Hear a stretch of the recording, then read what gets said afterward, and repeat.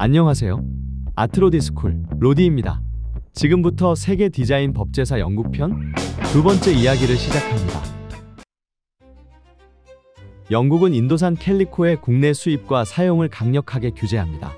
하지만 이 규제 덕분에 뜻밖의 신흥 경제 세력이 부상하죠. 바로 캘리코 인쇄업자들입니다. 직접 원단에 무늬를 찍고 염색하고 가공하는 공장을 돌리며 이들은 빠르게 부를 쌓아 올립니다. 왜일까요? 인도에서 완성된 고급 캘리코를 제조하려면 숙련된 기술자의 손길이 필요했고 가격도 그만큼 비쌌습니다. 설령 비싸게 수입하더라도 영국 정부가 규제를 점점 강화하자 결국 수지타산이 맞지 않게 되죠. 그래서 영국은 방향을 틉니다.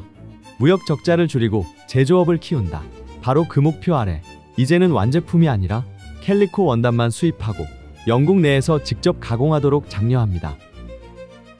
이로써 인도의 면직물은 여전히 영국 시장에 들어오지만 그 마무리는 영국의 손에서 완성됩니다. 이 작은 변화가 영국 산업 구조 전체를 서서히 뒤흔들기 시작합니다. 캘리코 원단만 들여와 영국에서 직접 염색하고 가공하면 비용을 크게 줄일 수 있었습니다. 상인들도 이 틈을 놓치지 않았습니다. 캘리코법이 완제품 수입과 사용을 금지하자 이를 우회하기 위한 방법으로 국내 가공이라는 해법을 찾아낸 것이죠.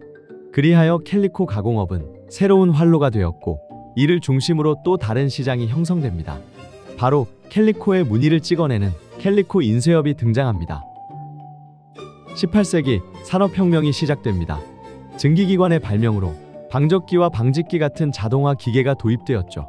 이제 섬유와 직물은 수작업이 아니라 기계가 돌아가는 대형 공장에서 대량으로 생산됩니다. 그 중심이 된 곳, 바로 영국 북부였습니다.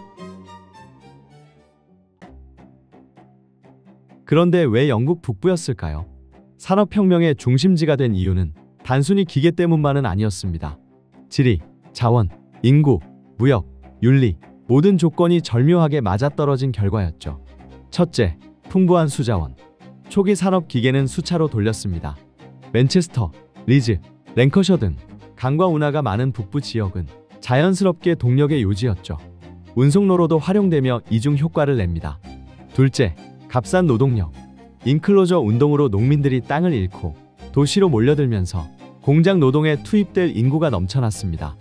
북부 도시들은 이들을 흡수하며 산업화의 인력을 확보했죠. 셋째, 석탄과 철. 기계를 돌릴 석탄과 기계를 만들 철이 랭커셔와 요크셔 지역에 풍부했습니다. 자원을 바로 옆에서 조달할 수 있었기에 공장은 빠르게 성장합니다. 넷째, 항구와 무역망. 리버풀은 대서양과 직결된 영국 최대 항구 중 하나였습니다.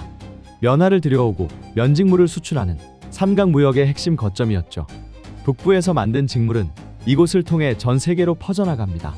다섯째, 노동윤리. 청교도와 장로교 전통이 강한 지역답게 근면, 절제, 시간 관리가 미덕이었고 이는 자본가와 노동자 모두에게 생산성 중심의 사고를 심어줍니다. 이렇게 모든 조건이 맞아떨어지면서 18세기 영국 북부는 산업혁명의 엔진이 힘차게 돌아가는 무대가 되었습니다.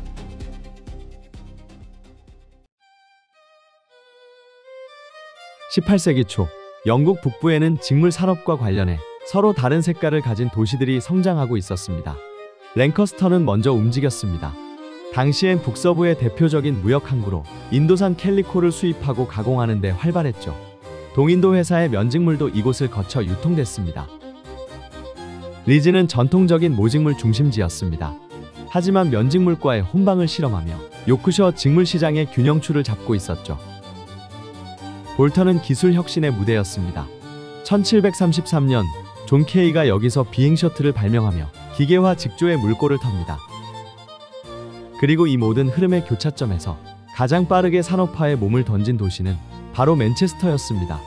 처음엔 작은 시장 마을에 불과했지만 면사와 면직물의 가공, 거래, 유통을 아우르며 빠르게 북부 산업의 심장으로 자리 잡죠. 19세기에는 코토노폴리스, 즉 세계 면직물 공장이라는 별명까지 얻게 됩니다. 맨체스터가 이렇게 성장할 수 있었던 건 주변 환경 인프라가 잘 갖춰졌기 때문인데요.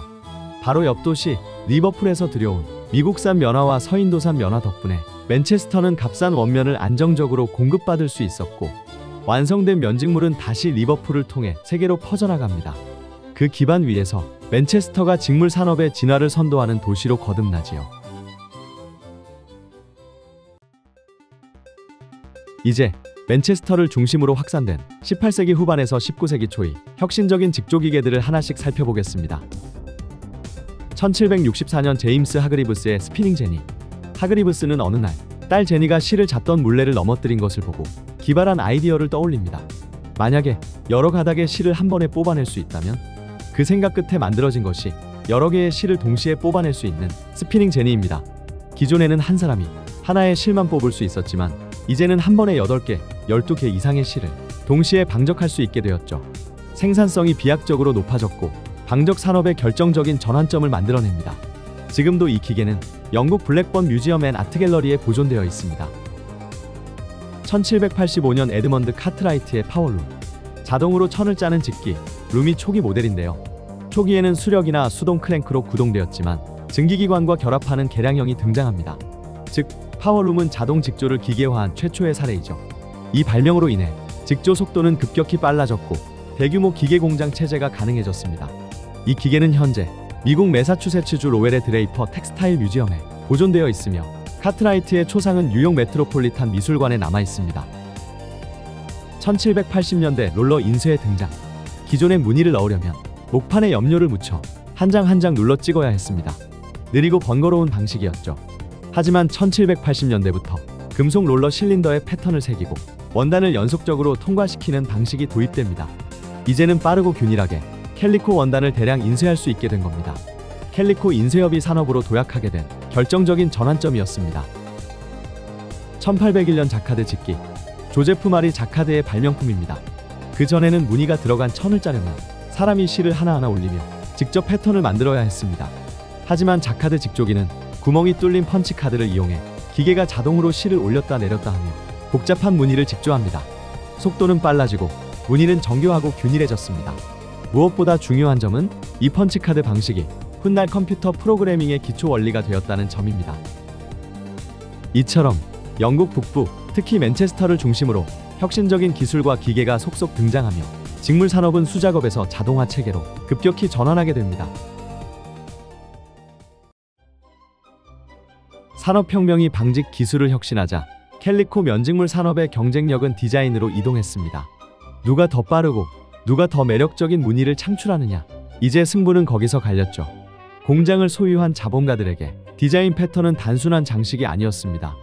산업적 성공의 핵심이자 부를 축적하는 전략 자산이었죠. 한번 완성된 무늬는 소비자 수요에 따라 손쉽게 대량 생산이 가능했습니다. 이 흐름 속에서 또 하나의 신흥 경제 세력이 떠오릅니다. 바로 캘리코 인쇄업자들입니다. 이들은 자신만의 디자인을 법적으로 보호해야 한다고 주장하며 영국 최초의 디자인 이해 집단으로 성장해 갑니다. 그리고 1787년 캘리코 인쇄업자법이 제정됩니다. 조지 3세 통치 27년 제38호 법률로 공포된 이 법은 영국에서 디자인을 독점적으로 보호한 최초의 법률이었습니다. 내용은 명확했습니다. 누구든지 린넨, 면, 캘리코, 무슬린 원단에 새롭고 독창적인 패턴을 만들어 인쇄했거나 그렇게 하도록 지시했다면 그 사람은 그 디자인의 권리자가 될 수 있었죠.